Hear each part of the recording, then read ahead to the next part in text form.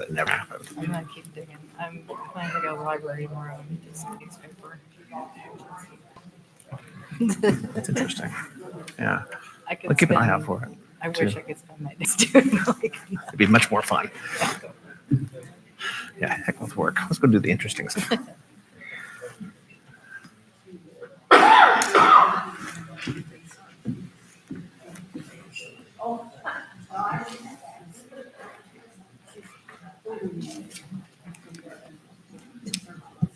Jenny's giving me the thumbs up. Yay. Okay, it is just about that time. We're about 30 seconds ahead of 6 o'clock, but I'm going to go ahead and just start talking.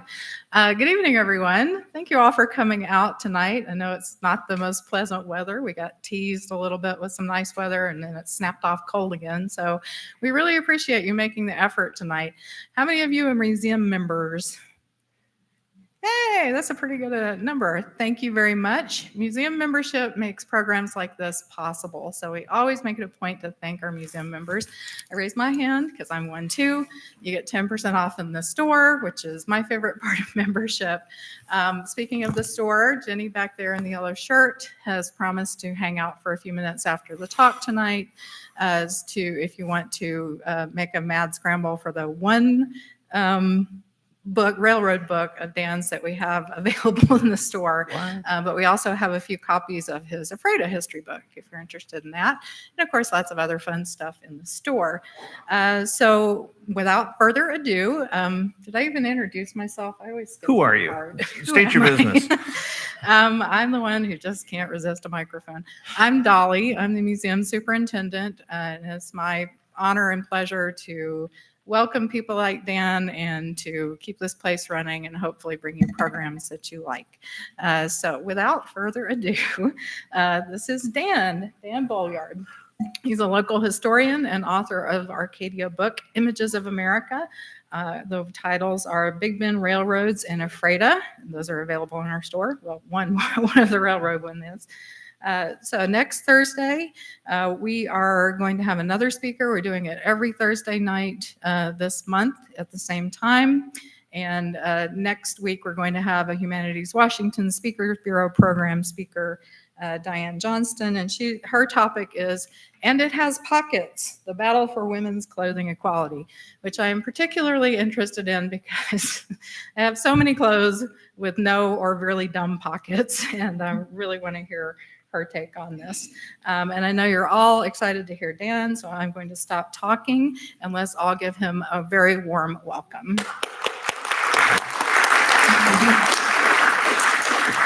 Thank you. Can you guys hear me okay? Still? All right. Some of you obviously know who I am. Thank you for not throwing too many things. I get nervous that there might be eggs flying my way. Lifelong railroad interest. I've done a couple of books on, as she mentioned. I have a website that I've been running for the last 17 years of area history, which is where most of these pictures came from, except for the one I stole from Harley. Thanks, Harley. Yeah, it's something I've always been interested in. And when they approached me to do something different this time, I thought, well, hey, everybody wants to see a train wreck, right? Well, let's show some train wrecks, but then there's also some fires, and we've got some flood pictures too, and I've actually got quite a bit, so don't tell them this is going to take a few minutes, but we'll get right to it. A little teaser of what's going to come later in the show. This is of a head-on collision in Quincy in 1963. You can see with the boxcar sitting up on top that things weren't really pretty. But just in case we have a fire, I did bring my father-in-law. He's the firefighter on the right-hand side. In case we get in trouble, I'm going to use him tonight. If we get any floods, I brought a boat. This is a boat on top of the construction trestle on Grand Coulee Dam. This is the Blue Ox. It was one of a number of boats that they used on the Lake Roosevelt for the cleaning of the reservoir and such. Hey, if we have a wreck, I brought my backhoe. This is my personal backhoe. Coming into Coulee City one day, the railroad had borrowed it. Note to self, don't lend your backhoe to the railroad. They don't like to pay. But I did bring another piece of equipment here to help clean up a mess here. Another little teaser of that 63 wreck. But we don't want to be too serious either.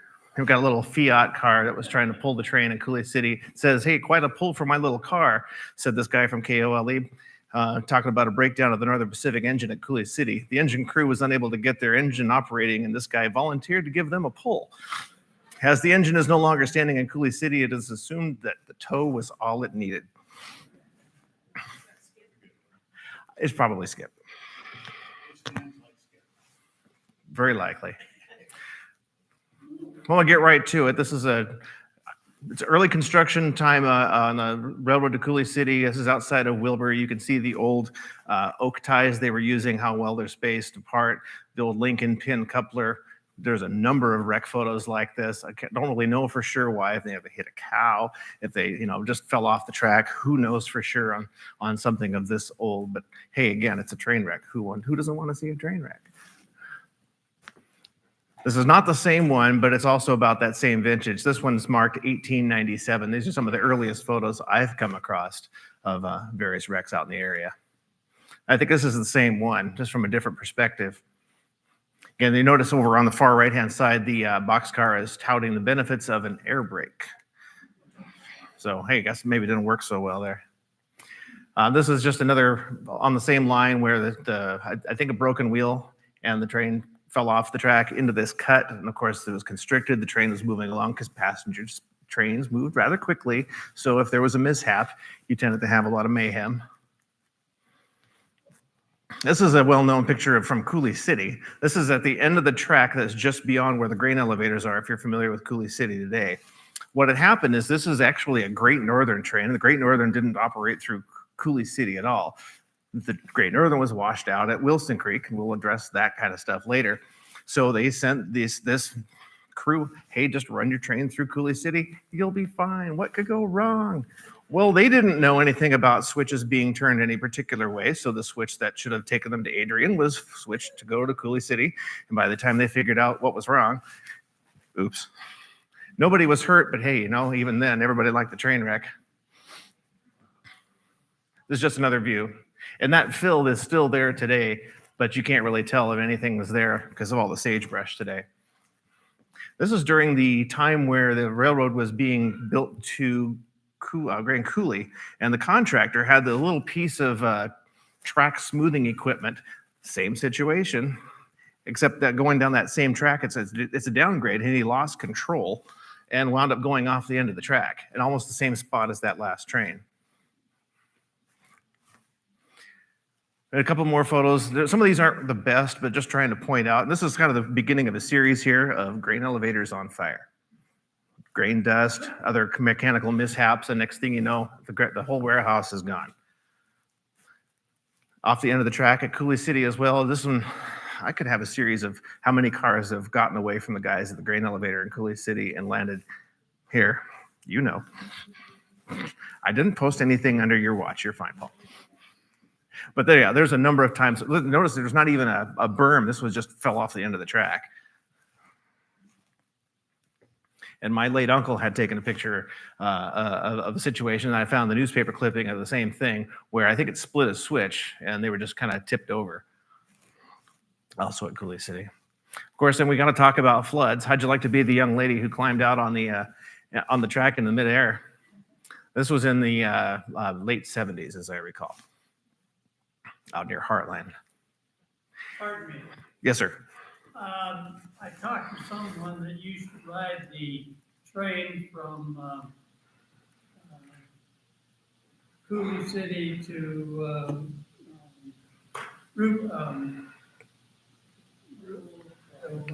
Like Heartline or somewhere further? Anyway, the tracks would make the cars. Is that some of the problem with some of these wrecks? Possibly. The track wasn't in the best shape, and the cars would roll down the tracks, and there was this like almost harmonic thing. 10 miles an hour between That is a thing, yes. It didn't make it in an hour. It probably took an hour and a half. Probably. So you all have been to Spokane, and you know where I-90 crosses underneath the railroad tracks. This happened, I think, 1989, 1990. Train fell off. Now, every time I go to Spokane today, I keep thinking about that. If there's a train going by, it didn't hit anybody, thankfully, but it was pretty gross.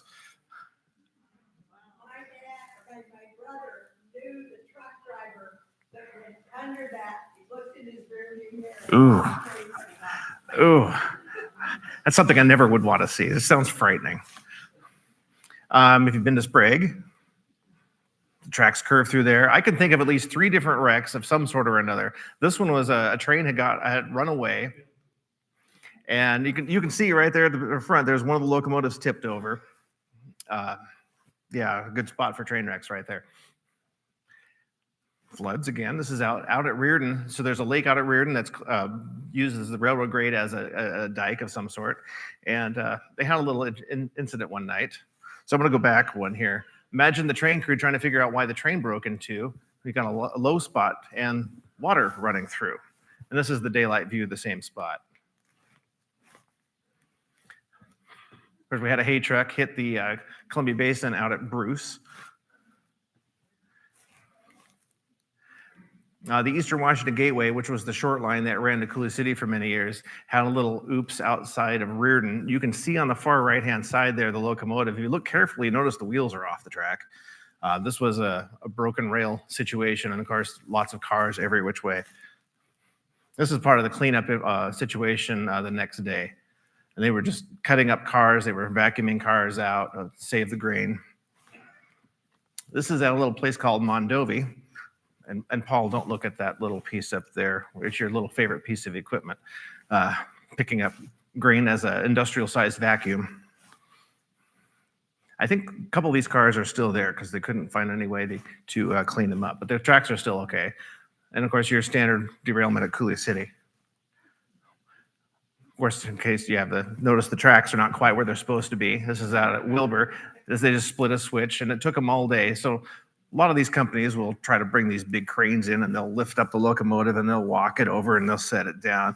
Well, the guy that was running the railroad at the time, he figured he can invest in some DeWalt power tools and some lumber, and 2 days later, he had it back on the tracks.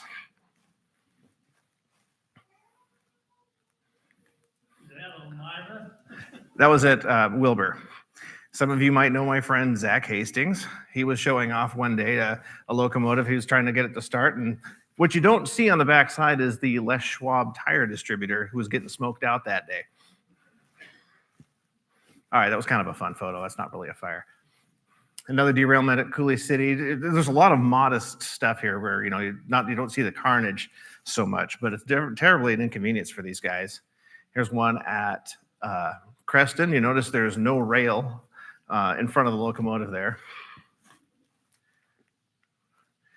Of course, there's another thing you don't want to see. This is at Elmira, where all the locomotives were off the track, and they brought in this massive crane, and they were lifting it up to put it into place. But they were using the backhoe on the far right-hand side to kind of pull it down to the track to get it to a point where the rail was still good. And this is another derailment at Davenport. Broken rail, and the cars were just torn up badly. Of course, the railroaders always like, well, I was the engineer that day, so that's my derailment. And they're kind of like, hey, this is my fault. I'm like, it's a broken rail. It's not your fault. But they're all talking about how this is their derailment. I wouldn't want to claim that. All right, so we're going to move to the line to Grand Coulee Dam. And this was the only really cool photo I could find. So they used to unload cement in a kind of a circus style. So they'd unload the cement in a boxcar, and then they'd let the boxcar go, and it would go down a grade and then around a curve, go through a spring switch, and then come back down into a staging yard. So it was really efficient.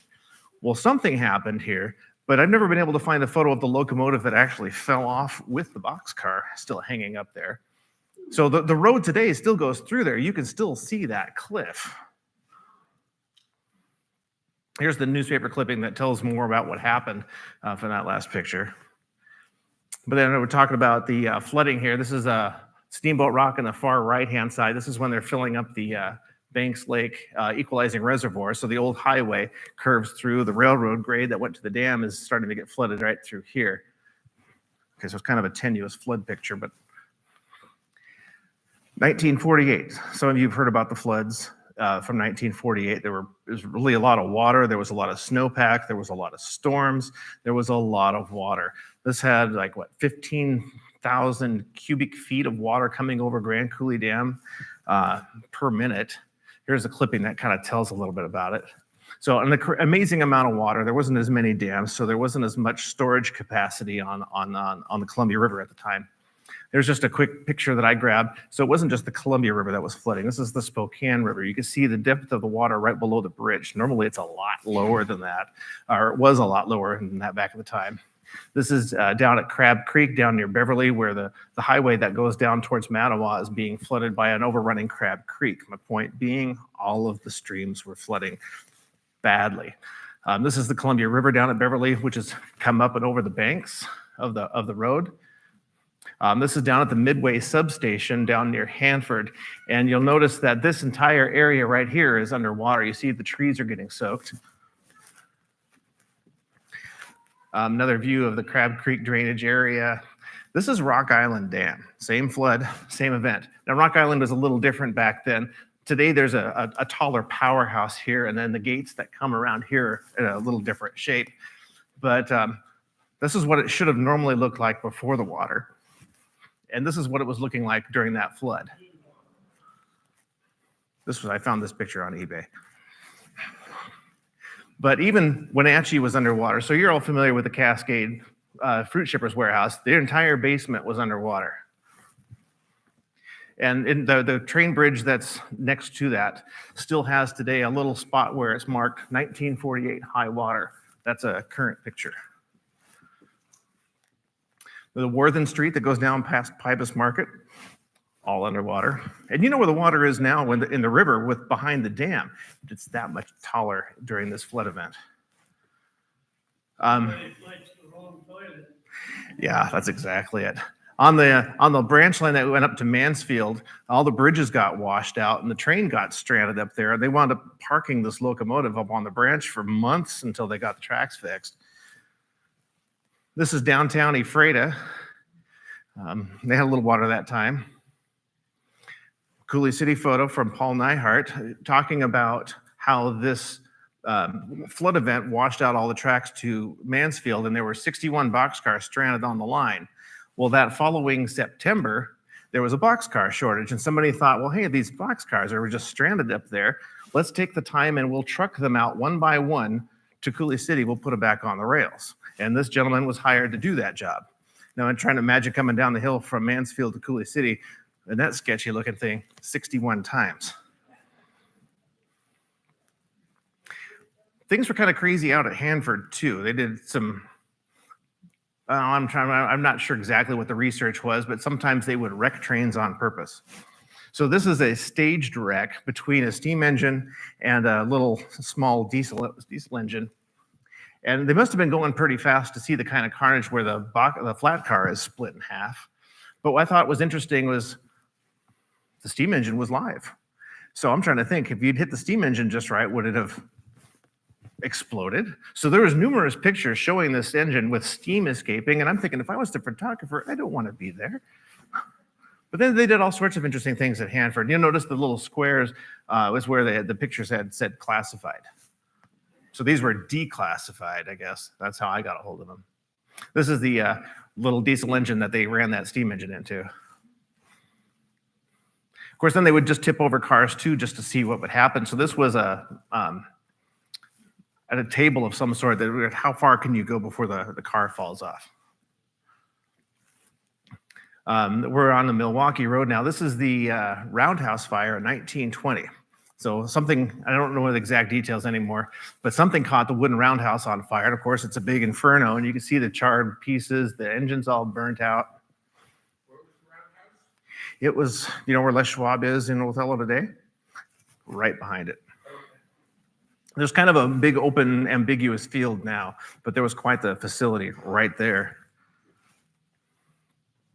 This is I wouldn't quite call it a head-on collision at Worden in 1943. So what had happened is the local train had gone into the siding, but the engine had come out a little bit, and then a troop train came along, and the engines clipped each other.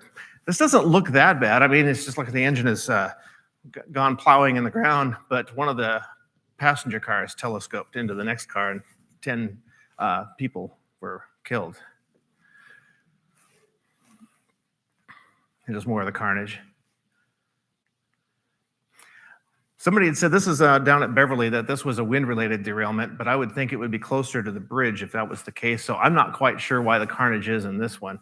But to think of trying to clean up all this mess, and you've got wires over the top too, because they had electric locomotives on the line.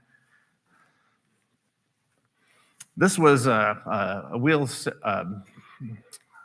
bearing had caught fire. It was running too hot. They didn't have enough lubrication in it. It got too hot. It caught the car on fire. Of course, they're dumping out the load after they put it out. It looks like it was just railroad ties in the first place. But the car doesn't look like it fared so well. This is a derailment at Lind, and I think these are spirits of some sort. I can imagine the locals were like, yeah! And it looks like they had a load of lumber up there too. This is up on the bluff above town. So everybody in the dog would have seen it. It looks like somebody's cleaning up some fresh lumber. Hey, if it's available, right?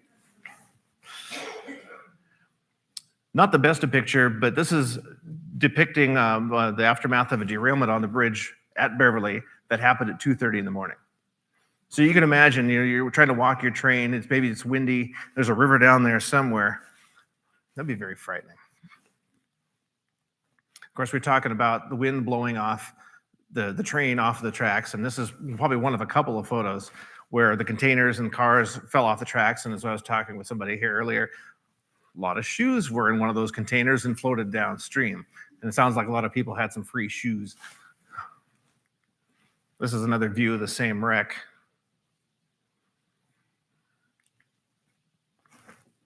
Harley, it's your photo.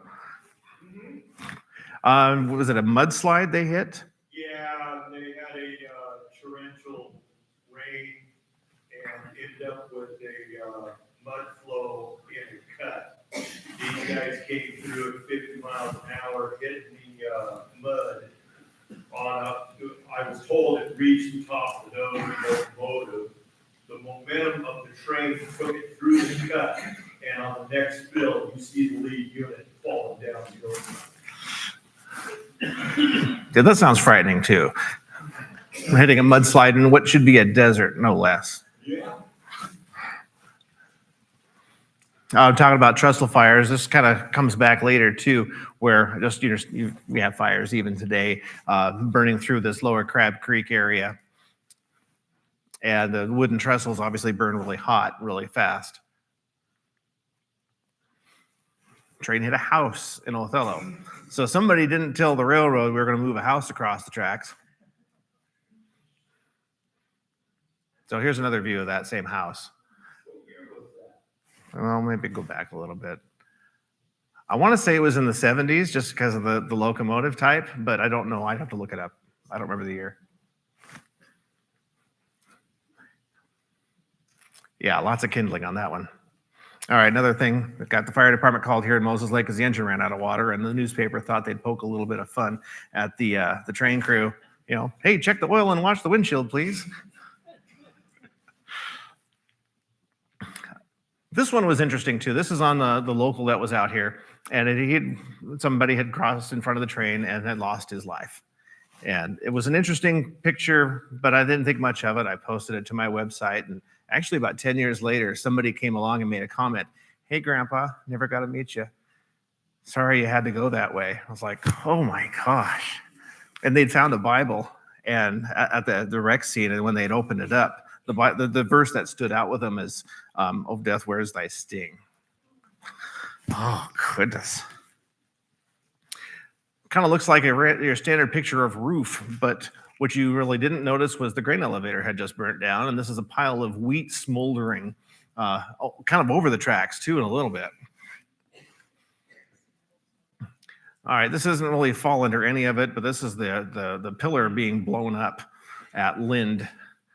BNSF wanted to put a second track through, and supposedly that pillar was in the way. A friend of mine, John Smoots, I don't know if you're here tonight, John. Thank you. This is his photo looking across the river at what was part of the old branch to Hanford. There had been some wildfires burning through, and the picture is honestly too dark because of the way it's projected, but one of the old trestles that was being used for the road was on fire. This was just a few years ago. Of course, then the trail that's out there today, it had a fire 2 years ago. I don't know whose photo this is, but I thought it was interesting because here comes a crop dusting plane dumping water coming right at the photographer. I'm going to move to the Great Northern. Hey, another grain elevator fire. Go figure. It's hard to see, but that's a boxcar right there, kind of getting buried under the burning wheat. Hot box on a refrigerator car, and I think everybody in town was like, oh, good, something to do, because there's an awful lot of firefighters for just a small fire. The Western Star, the Great Northern's secondary passenger train, tipped over 7 cars outside of Ephrata in 1967. This is another derailment where it crosses the canal outside of Ephrata, but the derailed car went across the canal and slammed into the far side of the canal. So the actual train bridge you can see on the right is where it's supposed to be. Yeah, there's a big patch job on the canal there still. I'd included this because there was a scrapyard in Ephrata at one time in the early 70s where they would take old cars, not unlike this caboose, and to reclaim the metal, they would set them on fire overnight and they would burn because at night you can't see the smoke, right? I don't have a really good fire of the railroad cars on being burnt, but this was the first night that they let the cars off on fire. And there was a lot of people protesting back then for the pollution aspect of it. Go figure. I include this picture too, because this was a saved arrival and departure board from the Ephrata Depot. This doesn't exist anymore because the museum in Ephrata had a little fire and their barn burnt down where this was sitting. So does that count as a railroad fire? They lost a lot more than just the arrivals and departures board. Out at Harrington, the GN had a wreck back in, I think it was 1910. What was notable about this wreck today is the steam engine that's parked on display in Wenatchee was involved in this wreck. It might be it back there in the far left corner. Here's another grain elevator fire at Marlin. There can be a lot of those tonight. There's one at Lamona, which also burnt. And I'm sorry, some of these aren't the best of photos. It's hard to find photos from back then on some of these. Is that Lamona elevator still there, or is that a replacement one? It's a replacement one. This was also, this is what happened at an incident at Lamona. So you can see the locomotive has had a little bit of damage. Here's a side view. What had happened at Lamona was there was a rail grinder that couldn't stop, that somehow its brakes had failed. And then the local train comes by, huge mess, millions of dollars in damage. They wound up scrapping 2 locomotives because of all the damage at Lamona. This is actually take a picture in Spokane. This is at Odessa. If you've driven Highway 28 through Odessa, you know you go under the tracks. That is that spot. Had a wheel bearing give out. And those are aluminum ingots from Wenatchee that have fallen onto the road. Here's a greater view. So the highway still does its thing right there. And again, it's one of those spots where you're driving by going, gosh, I hope the train isn't coming. This is an interesting photo because, you know, railroads carry a lot of automobiles. This car fell out of one of those cars and landed, and nobody noticed it for a little bit. And they're like, why is this car here? And they actually found the train finally where it fell out of. I don't know if the straps were undone, if they broke, or somebody set it loose. This is more flooding. This is 1925 photo of flooding at Odessa. If you're familiar with Odessa, like, where is all this water coming from? It's all through town in this view. Crab Creek. Odessa's had its share of grain elevator fires too. Yes. So, grain elevator fires, are they still fairly common, or did something? You want to? Yeah, I got a recent one coming. Yeah. Okay. It still happens. I'm not the best expert, but there's a lot of grain dust, the equipment. A lot of those older buildings have a lot of dried out, very dry wood. This one fell off the tracks at Wilson Creek. Wilson Creek used to have a roundhouse. It was a terminal, so the trains would come from Spokane. They'd get to Wilson Creek, they'd change out the engine, they'd change out the crew, and they'd go off with a new engine to the next stop at Leavenworth. So this is just your standard derailment at Wilson Creek. course, Wilson Creek has had its share of floods too, so the entire town is flooded in this view. Wilson Creek, the actual creek, used to go through town. They've since put up a dike and it keeps it out of town. This is another grain elevator fire at Quincy. Flooding at Quincy as well. So the fuel dealership is still there today. Doesn't quite have that vintage look. This is on the main line along the Columbia River just below Rock Island Dam. There's a derailment story, some lore, so some treasure hunters had discovered that there was this one train derailment where supposedly this safe had somehow plunged into the river.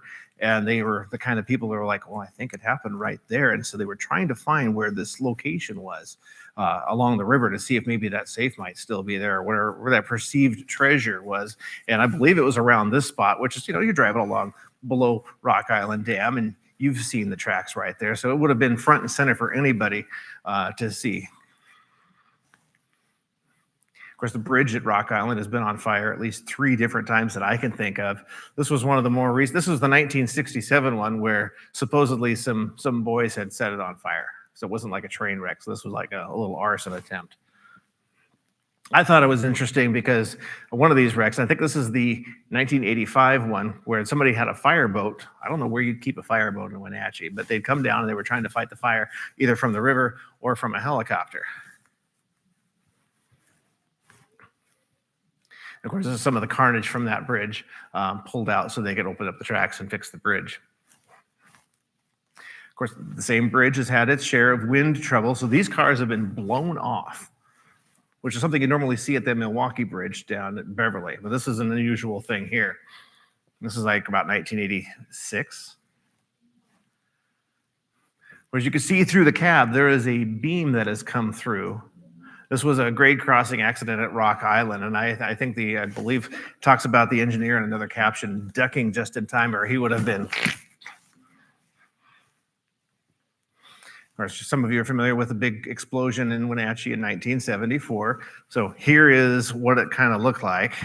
I'm not going to have the exact details right, but there was a tank car that had one side of an explosive substance, and somehow it might have had a little bit of the other substance that would have made it go kaboom. And whatever series of events happened, it did. It blew stuff across the river 2 miles away. So just a number of views. You can see the hillside is completely on fire. The old icing warehouse here where I'm running a circle, that was blown up pretty badly. Another greater view showing the fire on the hillside. This is a big fire. This is the crater where the explosion happened. You can kind of get a sense of the size just by looking at the railroad ties. I got a couple more views so you can get an idea. But it looks like it was big enough that you could dump a couple of locomotives in it. It was just that big. You can see the carnage of the cars right there at ground zero. They were just torn apart up there at the top side of the picture. Here's another view of the guys kind of like, well, there's a hole to fill. But you can see the carnage of the railroad cars that were just blown to smithereens around it.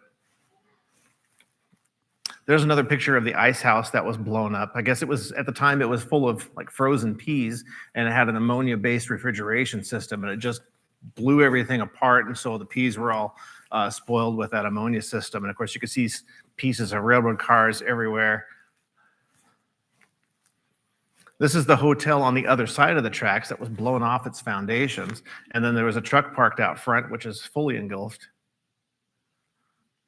The railroad had an electric shop that was there, and it blew out every window, blew out part of the top of the structure closest to the blast. It was already unused. It was just sitting idle. It kind of makes you wonder, was this their way of getting rid of some stuff? Anyway, another view of the hotel that was blown off its foundation. And major railroad telephone poles that were blown over. And of course, then there's the hotel again up on the top left corner. Yes. Well, there was a guy that was a brakeman who I don't think they ever found. I think he was the only one. And this is after everything's been cleared out, things pushed off, kind of a great view of kind of the carnage that was, still remaining, but they were otherwise able to start using the yard again. 1920s photo of the creek that actually runs under the yard. Before it really ran under the yard, it had a cloudburst upstream, and next thing you know, there's this massive pile of rock and debris, and that's the same ice house we saw in the previous pictures. But again, this massive wall of mud and rocks just come flooding through the yard. What year was that? 20, might be 1920, Okay. as a guess. Remember that spot where I said the 1948 high water mark? This is that same underpass where they've had a little incident. There was a set of bumpers there that clearly somebody has probably got fired over. This is another one of those cloudburst photos, probably from a different event down at the yard. You can see there's no wheels to see because they're all in the mud. You're all familiar with the big hill at Trinidad coming from Quincy down towards the river. Well, the railroad makes this big horseshoe curve up on the far end. But back in the day, they didn't really tell the engineers, hey, you should go at 20 miles an hour, 10. The sign just said slow. The engineer didn't go slow enough and wound up flopping his train off of the far side of the fill there. And was this 1914? So Blake had his little incident too. And back in the day, they guys still had to maintain track in a more laborious way than they do now, but they didn't have as many safety protocols. So they had an incident here where the maintenance guys had removed a piece of rail to replace it, but didn't bother finding out if there was a train coming. Guess what happened? A train came. And the smoke cloud was pretty good because they had some fuel tank cars blow up out there. This was 1916. There's a lot of good photos of that. This was a head-on collision at the Wenatchee Yard. You can see the 46. This is engine 1246. If you're any familiar with the engine that was on display at Woodland Park Zoo for many years, this is the same engine, which is now just recently moved to the Railroad Museum in Snoqualmie. But back that day, they were having a bad day. The other engine, the 1203, was involved in the same collision. You notice the original bridge over the Wenatchee River. That was the only bridge at the time. This is a view from the bridge looking down on the carnage. And I think it was a kind of interesting photo too, because it shows how built up Wenatchee isn't back then compared to today. It's out of Wilson Creek. Again, if something has fallen off the track, there's a little note in the corner there. It says the roundhouse is over there on the far right-hand side. Not sure what happened here. Open switch, excuse me, and rolled into the ditch. Did I show this one? Yeah, I did. 1957, this is Wilson Creek flooding. If you look carefully, you'll see there's a locomotive along the tracks, probably getting its feet wet. There's another train parked right here. This is Crab Creek. The roundhouse used to sit right here. So Crab Creek, I believe, as a channel is flowing through here, but that day, Crab Creek is flowing everywhere. And probably Wilson Creek was flowing the same day. Newspaper clipping showing town being underwater. You can't see the tracks at all. There should be railroad tracks in there. The highway coming out of Wilson Creek, which still crosses Crab Creek today, is being overtopped with water.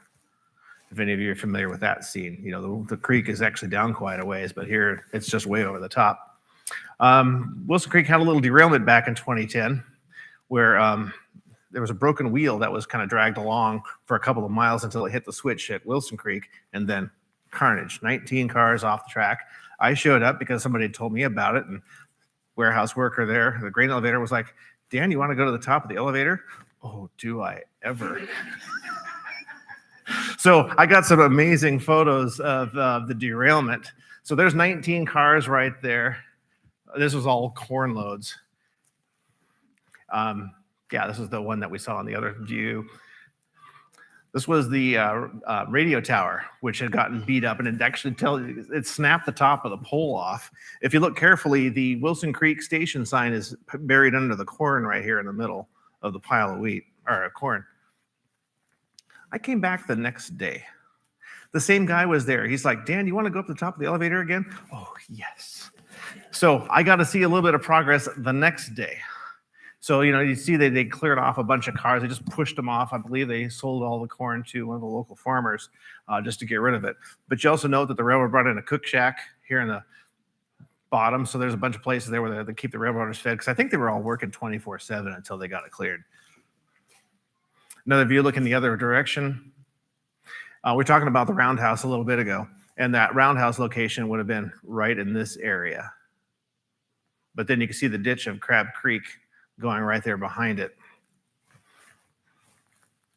Another view of them cleaning up the scene, just push the cars out of the way. You can still find little bits of railroad car out there that they didn't pick up. A lot of cattle feed.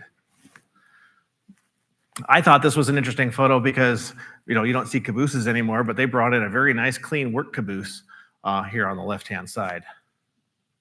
So the concrete elevator, that was my vantage point for all those pictures. The little one-man elevator, the guy that brought me up to the top, I'm like, it says one man. And I'm like, there's two of us here. It'll be fine. This was the actual broken wheel they recovered from the wreck. We're talking about grain elevator fires. This is in Wilson Creek just a few years ago. Speculation on why it was on fire, I don't really know. But it did start somewhere up in the top section of the elevator.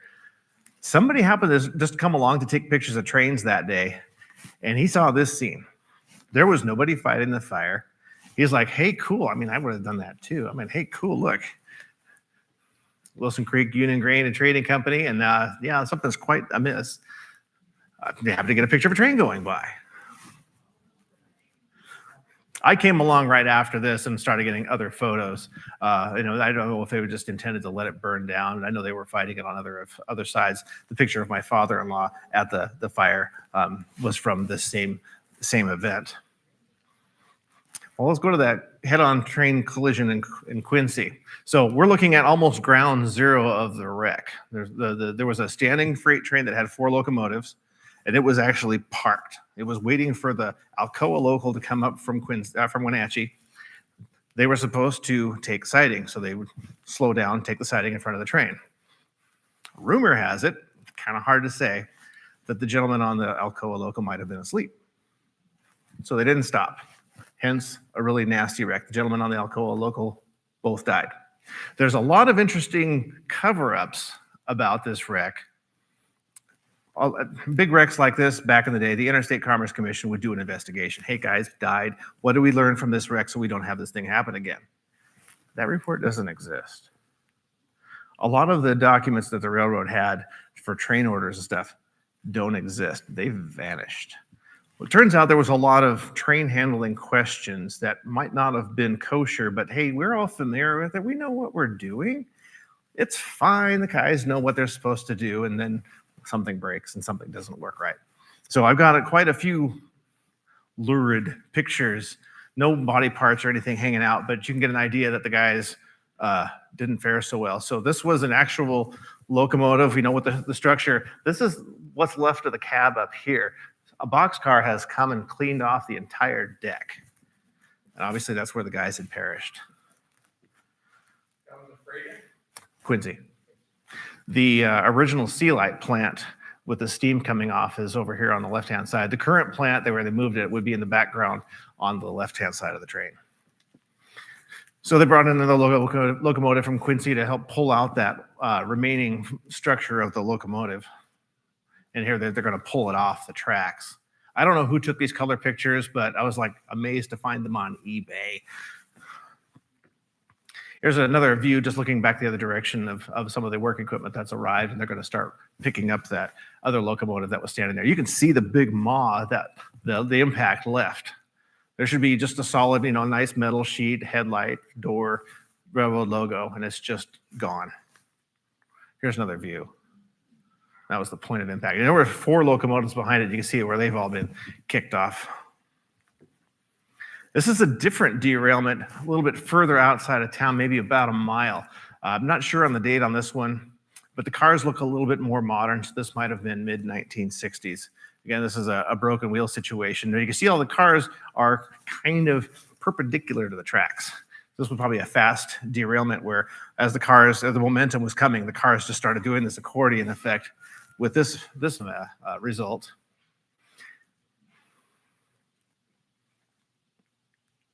Aerial view so you get a really good idea of where outside of Quincy you are. You're really just right outside of town.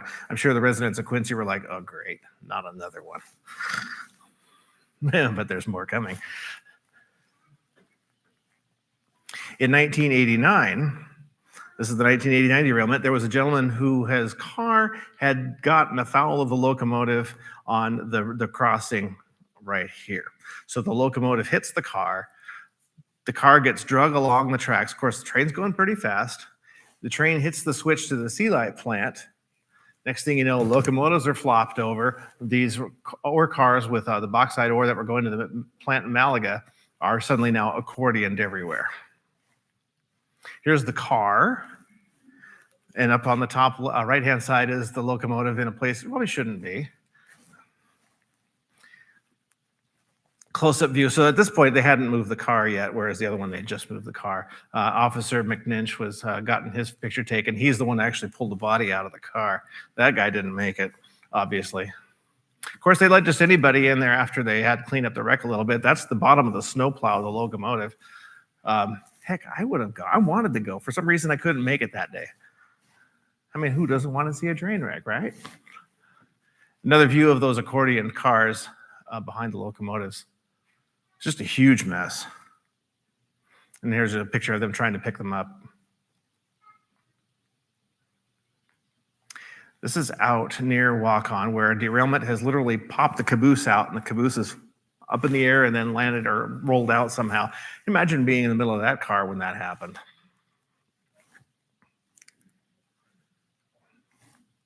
This one goes more towards the flood side of things. So this is the railroad bridge at Marcus. Marcus is now underwater from Lake Roosevelt. So there was a Great Northern Bridge there at one time.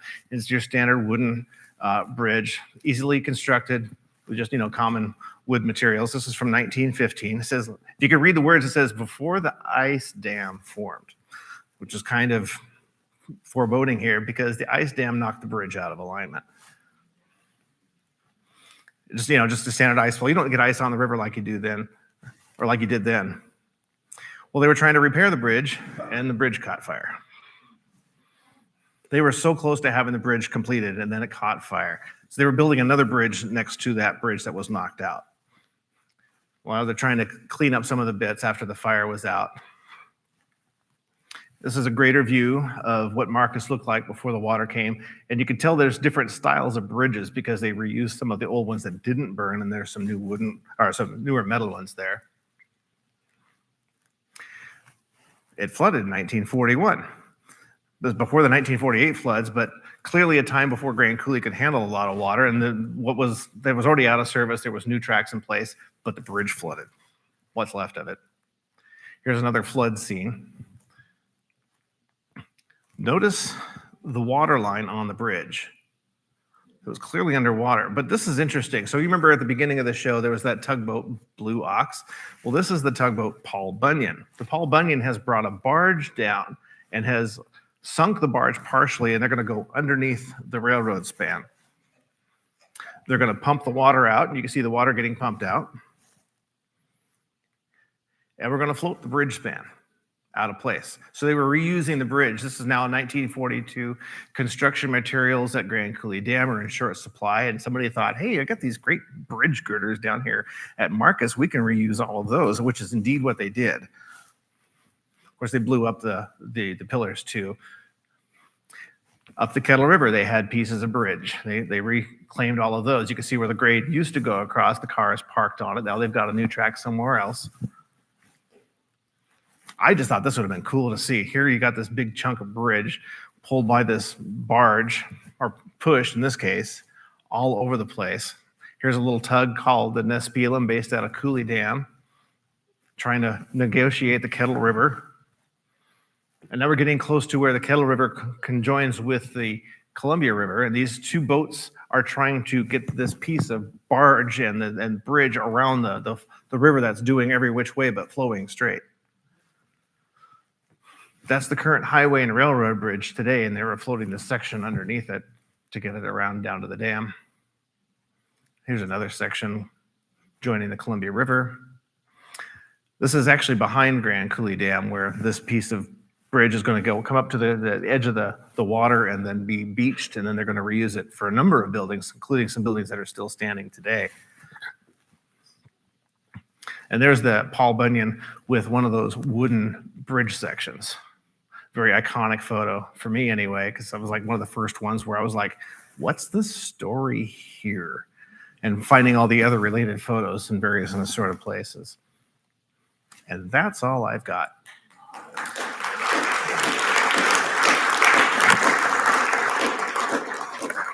Questions, comments? I got on my pictures I was telling you about, I got pictures of building the Paul Bunyan. You do? Yeah. You've got pictures of building the Paul Bunyan. I'd like to see those at some time. Anybody else? I'm gonna grab the mic for the questions. Oh. So they can hear it on the recording. Sure. Let me grab this. What's your website? BigBendRailroadHistory.com. There's a lot of dry, boring stuff, railroad construction documents. Obviously, a lot of pictures. All these pictures came from my website, every one of them. Yes, sir. Yeah, I got a quick story. In 1974, when that explosion happened Yes. in Wenatchee, I was eating my lunch on the backside of Moses Lake Steel Supply. And I heard that. Really? And one of my bosses was just across the river when it happened. Ooh. And he said he saw like an axle and wheel assembly come across the river. I don't doubt that. So anyway, Wow. just a note. Thank you. That's interesting. There was a question over here. I was gonna say, Here, let me get Hold you on. the mic here. That way everybody can hear. We're trying to let the people that are listening on in might hear your question. I remember when the big warehouse, wheat warehouse, well, two of them burned in Tico. One of them, I was about 12, 13 years old, and we were downwind of it. I spent the night on the top of the house with the hose because huge chunks of burning wheat Oh, wow. would come on the wind and land on the house and break apart. So I kept our house from burning and the neighbor's house on my side from burning with the Oh, hose. my goodness. So I remember that. I Wow. remember the other fire that burned, and you went down and you looked at the railroad tracks, and they went in and then they warped way out away from the fire. And came Oh, back. yeah. Quite amazing to see. Wow. Any other questions? John, hold on a second. Let me get him first, Fran, and then I'll get you.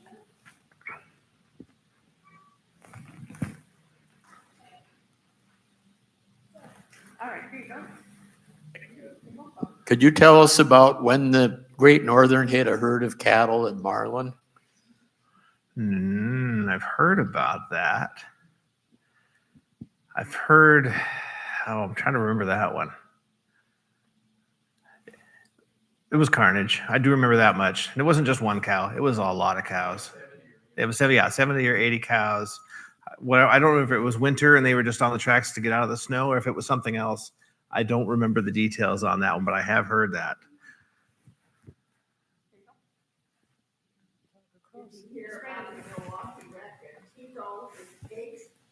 No, I didn't hear about the Milwaukee Recatico with pigs. All right, go ahead. Go ahead in the back.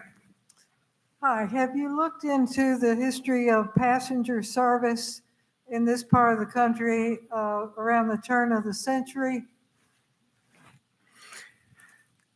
I've looked at timetables. I know the passenger service back in the day was pretty big because, there was no cars. Everybody rode the train every which way. It wasn't necessarily a speedy trip like you would today. And of course, you were stuck with the train schedules. And train schedules in a lot of cases, especially in the branch lines, were probably tied to the railroad postal contract, which kind of helped keep the lights on, so to speak, to keep the trains running.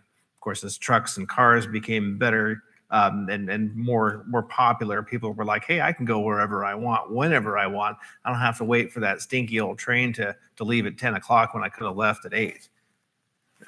Is it safe to say that passenger service between 1900 and say 1920 was a lot more frequent and better than it is today. If you were on the main line, you had a lot of options. If you were on a branch line, maybe not so many options. You know, I think of the Great Northern just to pick one. They had the passenger train, then the name train come through on the main line, then they had a secondary train, and then they had a local train just for passengers alone. You know, so you had your chances of getting on the train or, you know, in both directions, you know, maybe 6 times, you know, 3 each way. If you're on a branch line, depending on the frequency, you might not have that much. Those branch lines got less and less profitable.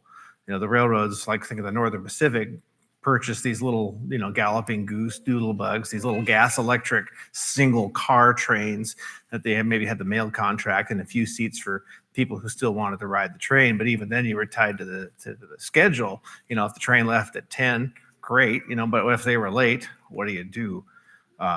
So it's not hard to imagine that when people got automobiles, they disappeared real quick from the railroads. Does that answer your question?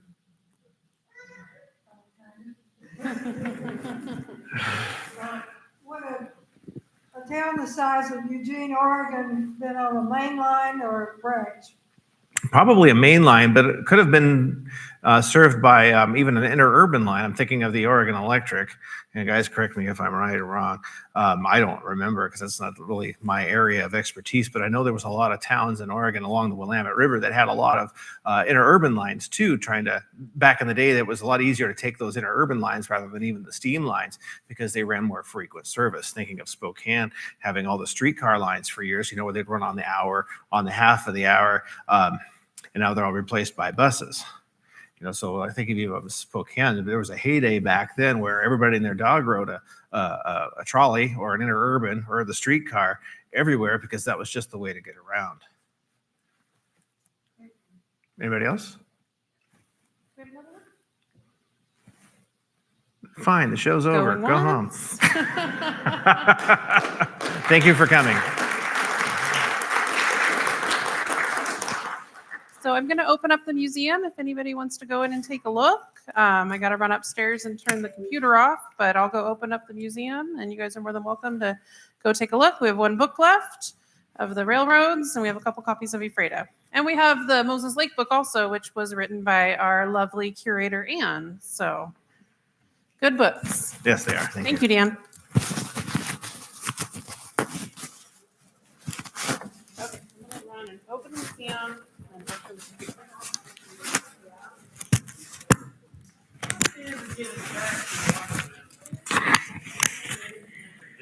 The people of Waterville, when they realized that the Great Northern was going to pass them by, they incorporated their own railroad. They were unfamiliar enough with the Great Northern. The Great Northern lent them rails and ties, and if the Waterville guys would pay for their time, they laid the grade for them.